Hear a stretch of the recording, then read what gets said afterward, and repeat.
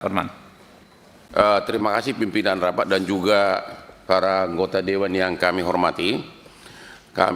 Saya hadir di sini dengan ibunya Raditya, Ibu Makiati, yang sedang diadili dalam tuduhan pembunuhan.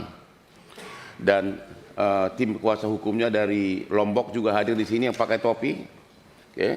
Yang sebelah kiri saya ini adalah tim kuasa hukum dari Batam yang untuk Pandi, tapi ibunya lagi OTW ke sini. Ya, yang pertama dulu, yang kami sudah kasih ringkasan itu yang khusus pembunuhan di Lombok. Jadi inti kasusnya adalah tidak sama sekali tidak bisa diterima nalar hukum. Seorang yang sudah mati bisa menganiaya si pelaku. Ceritanya begini. Anaknya ibu ini pacaran dengan teman kampus. Terus mereka dating, bertemu di pantai di Lombok, ya, dan itu adalah daerah yang cukup ramai. Ada hotel besar di sana. Kemudian kurang lebih satu hari, si wanita ini, pacarnya ini tidak pulang-pulang. Akhirnya dicari oleh keluarganya. Akhirnya kemudian sekitar 34 hari ditemukanlah mayat dari pacarnya wanita ini, ya, pacar di pantai. Sedangkan ditemukan juga jarak 100 meter tubuh dari si anak ibu ini yang laki-laki yang sekarang jadi terdakwa dalam keadaan bonyok semuanya, luka-luka, ya. Berselang beberapa bulan tiba-tiba dituduh sebagai pelaku pembunuh. Sehingga pertanyaannya adalah, kalau memang dia pelaku pembunuh dari si wanita ini, kenapa dia masih ada di situ pingsan? Bukanya semua bonyok semua, ya. Dan itulah kejadiannya. Dan juga tidak ada satupun saksi yang melihat kejadian. Pengakuan dari anak ibu ini bahwa ada orang oknum yang memang sebagai pelaku. Waktu itu diminta dibikin sketsnya oleh, ya ini dia nih, inilah tubuh dari anak ibu ini pada saat ditemukan di pantai, ya, dan mayat dari pacarnya ditemukan kurang lebih 100 meter. Ya, pertanyaannya adalah siapa yang menganiaya ini? Ya, siapa yang menganiaya? Berarti ada pelaku lain. Dan kalau dia menganiaya pacarnya, ngapain dia di situ? Kenapa nggak kabur? Dan sampai hari ini tidak ada saksi yang melihat sama sekali. Sebelumnya saya kenalkan dulu yang tadi lupa. Ini semua pengacara-pengacara muda dari tim Hotman 991, ya, di mana kita memberikan bantuan hukum ke seluruh Indonesia dan sudah banyak yang berhasil mendapat perhatian, terutama dari bapak-bapak. Ini semua pengacara semua nih, ya. Itu kira-kira. Jadi kami melihat di sini sebagaimana kata Bapak Prabowo bahwa sudah terjadi miscarriage of justice. Yang kedua, kata Bapak Prabowo juga, kayaknya dia lebih pintar dari jaksa atau dari polisi, bahwa pidana itu tidak boleh ragu-ragu, tidak boleh reasonable doubt, harus total beyond reasonable doubt. Ini tidak ada saksi. Dan pelakunya yang dituduh membunuh dalam keadaan pingsan ditemukan tidak jauh dari mayat. Kalau memang dia pelakunya, harusnya dia sudah kabur. Jadi kira-kira sekarang tahapnya sudah sampai diadili, ya, sudah persidangan. Namun baru kesempatan ibu ini bisa datang ke Jakarta. Mohon izin kalau bisa agar ibunya langsung bisa menceritakan. Mbak, silakan. Silakan. Ya. Ibu dari pembunuhan di Lampung, di Lombok.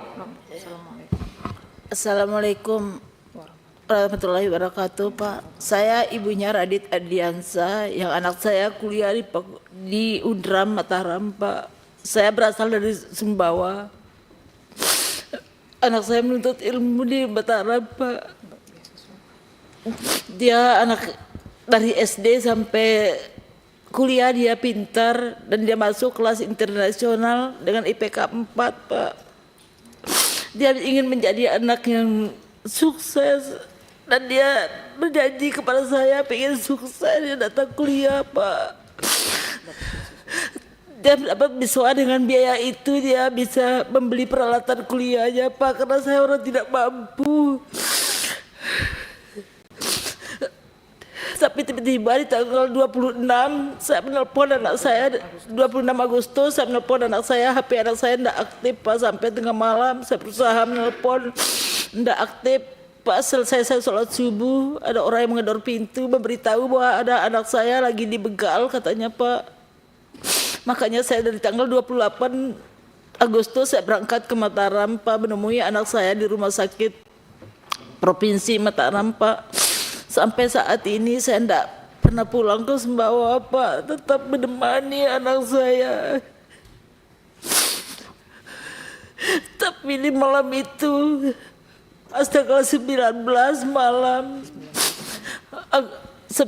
bulan 9 September, Pak Kanit datang bersama rekan-rekannya, membawa anak saya dan berkata anak saya akan dilindungi katanya Pak. Kenapa dilindungi, kenapa harus anak saya dibawa? Saya bilang, ya saya mau bawa ke KLU Bu. Dia bilang, akhirnya saya bilang kalau memang begitu anak saya diamankan Pak, saya pengen ikut, saya gitu harus ikut temani anak saya. Setelah dia perjalanan ke KLU Pak, anak saya dikatakan, Radit mengaku sudah mamamu. Dia bilang, disuruh mengaku anak saya Pak, kalau anak saya telah melakukan pembunuhan Pak. Tapi saya bilang sama anak saya, jangan bilang apa-apa, anak kamu betul kamu melakukan itu. Saya bilang anak saya gak bentar Pak, bersumpah demi Allah Mama. Dia bilang, saya berani bersumpah atas nama Allah, dibilang sekarang dicabut nyawa saya sama Allah kalau saya melakukan, katanya Radit Pak. Dia katanya mengamankan anak saya dari keluarganya Pira katanya, tapi anak saya dijadikan tersangka.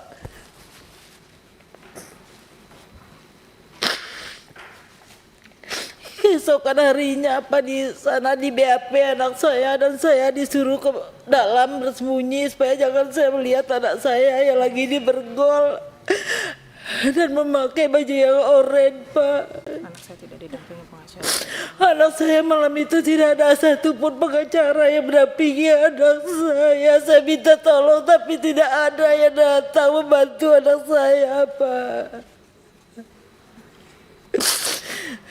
Besoknya baru pengacaranya datang mendampingi anak saya, tapi dengan alasan minta pengurangan. Dia bilang, pengurangan apa? Saya bilang begitu. Sampai detik ini saya seorang ibu, batin saya mengatakan anak saya tidak bisa melakukan hal seperti itu sampai detik ini.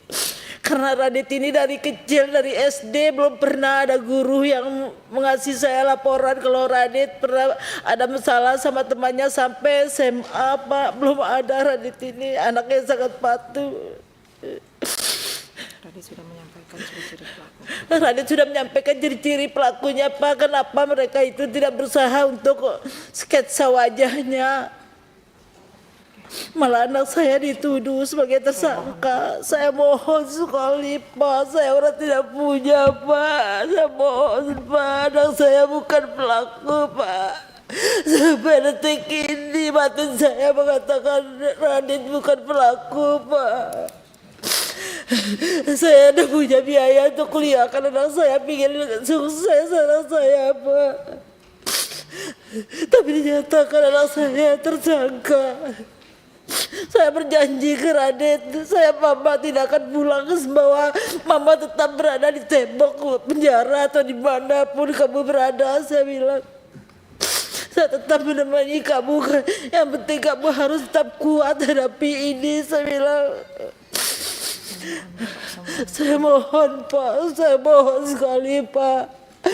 Yakin anak saya Pak bukan pembunuh Pak. Batin saya tetap mengatakan seperti itu Pak.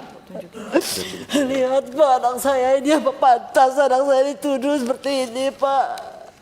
Dan mungkin anak saya memperkosa saya berusaha sebagai orang ibu. Apa dia pernah melakukan hal-hal yang tidak baik terhadap Vira? Tidak, Pak. Saya kira cukup. Cukup ya. Jadi yang kami mohon perlindungan hukum adalah secara pembuktian tidak ada satupun yang melihat, tidak ada saksi fakta yang mengatakan bahwa anak ibu ini sebagai pelaku, tidak ada. Hanya keterangan ahli-ahli dan psikolog. Itu satu. Jadi sesuai dengan kata presiden kita, beyond reasonable doubt itu benar-benar jauh dari itu. Yang kedua, kalau anaknya sebagai pelaku dalam keadaan bonyok, bahkan waktu ditemukan dipapah dibawa ke puskesmas dalam keadaan seperti ini, dan mayat pacarnya kurang lebih 100 meter. Kalau memang dia pelaku, ya tentu dia udah kabur.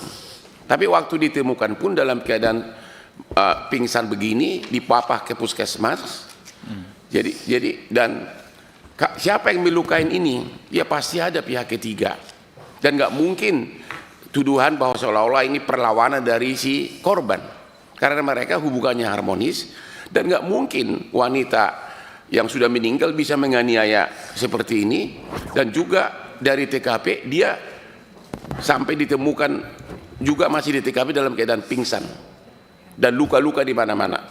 Jadi kami mohon agar Komisi 3 berkenan memanggil JPU-nya dan penyidiknya.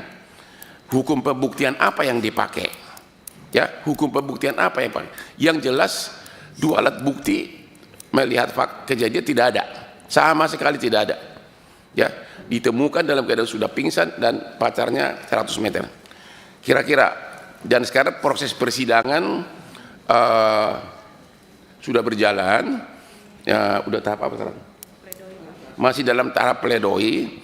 Ya, jadi kami memohon agar Bapak berkenan memanggil JPU-nya. Apa dasarnya mendakwa orang yang pingsan begini dituduh membunuh pacarnya? Bukti apa yang dia pakai? Kira-kira begitu. Lanjut ke yang dua? Iya, yang kedua. Oke.